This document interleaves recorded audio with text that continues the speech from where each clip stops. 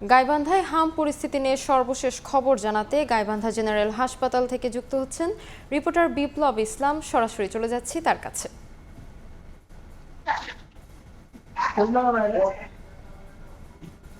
হাম নিয়ে যে উদ্বেগ, সেই উদ্বেগ যেন কাটছেই না অভিভাবকদের মধ্যে। আমরা দেখছি যে প্রতিদিনই কিন্তু যে জেলা হাসপাতালে হামের যে উপসর্গ, সেই উপসর্গ নিয়ে কিন্তু প্রতিদিনই শিশুরা ভর্তি থাকছে।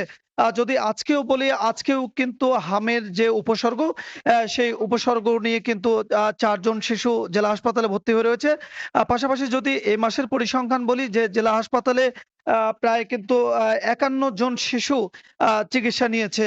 গড়ে যদি বলি যে প্রতিদিন ৫ থেকে ৬ জন শিশু কিন্তু যে হামের যে উপসর্গ, সেই উপসর্গ নিয়ে ভর্তি থাকছেন। অভিভাবকরা যেটি বলছেন, যে শিশুদের ১ম এ জ্বর, তারপরে গায়ে ব্যথা, তারপরে কিন্তু তাদের শরীরে কিন্তু রেশ উঠছে। এই রেশের পরে কিন্তু তারা স্থানীয়ভাবে চিকিৎসা করেছেন।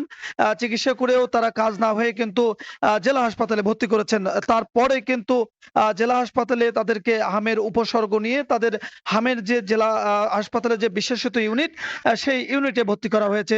চিকিৎসকরা যেটি বলছেন, যে প্রত্যেকটি শিশু যে আসছে তাদের বয়স কিন্তু ১ মাস থেকে শুরু করে ৬ থেকে ৭ বছরের মধ্যে। বিশেষ করে আমরাও যেটা দেখছি যে ১ বছরের পরিসংখ্যান যদি বলি, পরিসংখ্যান অনুসারে কিন্তু শুধু শিশুরাই এখানে একেবারে ৬ বছরের মধ্যে এবং ১ থেকে ২ মাসের মধ্যে কিন্তু যে সকল শিশু, সেই সকল শিশু এখানে বেশি আক্রান্ত হচ্ছেন।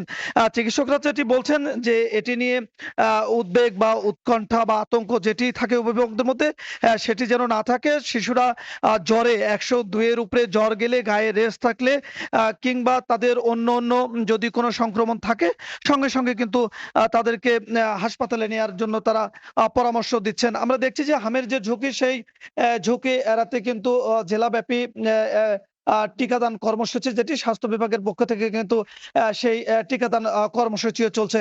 সবচেয়ে জেলায় যে সমস্যাটি, সেটি হচ্ছে যে একজন শিশু যখন হামা আক্রান্ত হয়ে পড়ে বা উপসর্গ দেখা দেয়, তাদেরকে যে তার যে ডিটেক্টেড করা, তার যে শনাক্ত করা, সেটি নিয়ে তারা সমস্যায় পড়েন সবচেয়ে বেশি। যেহেতু ঢাকায় তার নমুনা সংগ্রহ বা পাঠানোর হয়, এবং সেখান থেকে কিন্তু শনাক্ত হওয়ার পরে তাকে আমরা হাম আক্রান্ত বলতে পারি। তো এই ছিল গাইবান্ধা জেলা হাসপাতাল থেকে হাম উপসর্গে ভর্তির সর্বশেষ খবর।